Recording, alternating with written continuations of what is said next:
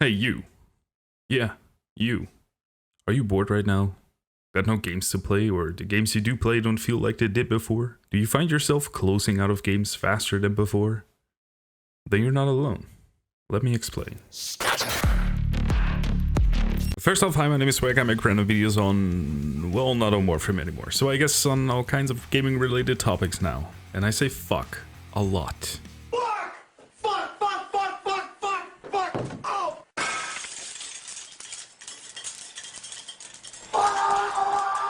Right, let's fucking go.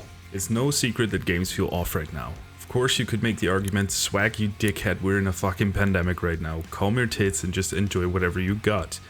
Valid argument, but it sucks. Here, why don't you take out some of that aggression on the drum? The fucks.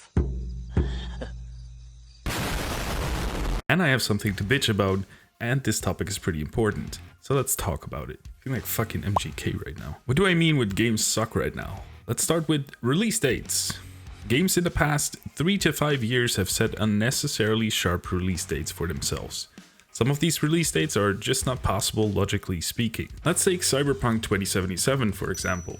The original release date was April 16th of 2020. That got pushed back to September 17th, 2020, upon CD Projekt Red stating the game was ready to play, but they wanted it to be better. Another delayment message came in June 18th of the same year, stating the game will be released in November of 2020 due to bug fixes. On October 27th, the last pushback came, and the game was delayed to its actual release date, which is December 10th, to, and I quote, make sure everything works well and every version runs smoothly. Needless to say, we are well aware that the released version of Cyberpunk 2077 was a fucking mess, and it was, or rather still is, filled with bugs and glitches that should have been caught in the months of bug fixing they announced and delayed to release for. The game is still not patched to a point where it's really enjoyable to play, and patches have been missing since April due to a ransomware attack. This is just one of the many examples of games delaying their release dates but taking your money first. Meaning the service you originally paid for, which is a game released on a specific date, simply goes, fuck you, fuck your money, and we're gonna delay this shit because we can't get it done in time. Which, you know, if it happens once in a while, who cares? Better to release late but have a solid game than rush the release and have a fucking mess to clean up later. But guess fucking what? Even after months of delays, multiple at those, a lot of games released in recent years are bugged to the fucking moon on release and take months if not years to get to the state of where it needed to be on release. The kind of fuckery with your money is getting worse with the years, and it's starting to become an annoyance. From games not having the proper server load set up but hyping their game up with all the marketing tricks known to man, to games simply not having enough content to play through that would justify a $60 to $80 purchase. I'm genuinely pissed off at the fact that game studios and their release partners / soul-sucking overlords work like this nowadays. It's hard to appreciate the hard work that went into creating a game like Cyberpunk 2077 when you're met with all the negatives first, before you can even enjoy the game as it was intended to be. Don't get me wrong here, I love Cyberpunk, I love the concept, and I love the art style. It's one of my favorite games to just watch, because the graphics are jaw-dropping on a decent system and the ambience of the game really makes it unique. I'm making it an example because it's one of the most anticipated games of the past 3 years.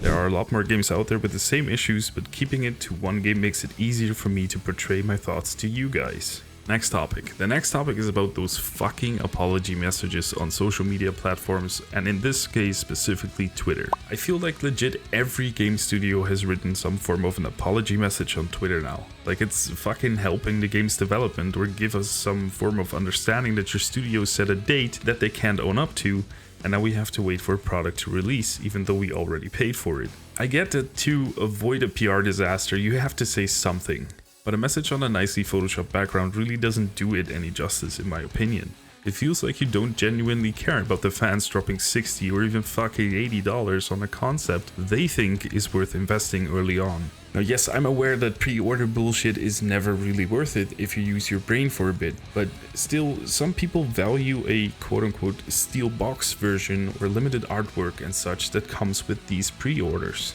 I've pre-ordered a bunch of Dragon Ball stuff, simply because there was a limited edition t-shirt, cards, or online content you'd otherwise wouldn't get. I won't devalue a pre-order for being a pre-order. Because as in real life, some people might enjoy it more than I do, and that's okay. What I'm not okay with is studios spitting in the faces of people who went ahead and dropped their hard-earned cash on their product by delaying their game or releasing it in such a state that it's just a pure disappointment. Back in the day, and I'm gonna sound like a real boomer and like a real fucking old asshole, but back in the day, games were released finished as is. Sure, you were bound to CD sizes and games were a lot simpler back then, but when did any player go, "Oh sweet, I bought this game, there are massive bugs in there which ruined my experience, but they'll patch it in 4 months by sending another CD or update"? fucking no one. Clearly the industry's values shifted from making cool games that people will enjoy and using their success of the game to build further portfolios of IPs which could be just successful, to we don't give a fuck about the money you spend because our marketing hype machine will make you feel like a piece of shit and you're missing out if you don't buy our unfinished buggy as fuck game that we'll patch a couple of times and act like we're the shit. But we'll apologize on Twitter for a bit and everything's okay again, right? Now to the last part, we're going to talk about the people defending these practices. The white knights, if you will. The greasy fuckwits who brown-nose gaming companies for no good particular fucking reason. I get it, you're a fan of the genre or the previous versions / previous games, whatever, that were produced and you want to show your loyalty, and that's all fine and dandy. But attacking people online who just want to express their thoughts and opinions is a dick move and makes you look like an asshole. Fuck you, asshole. Especially considering the company you're defending doesn't care about you, you dumb fucking little worm. Like, how many times have you seen people express their disappointment online and there's just that one little fucking dickhead who does nothing but comment, "Well, actually, it's wrong. X company is the best. Fuck you. Make a better game yourself then."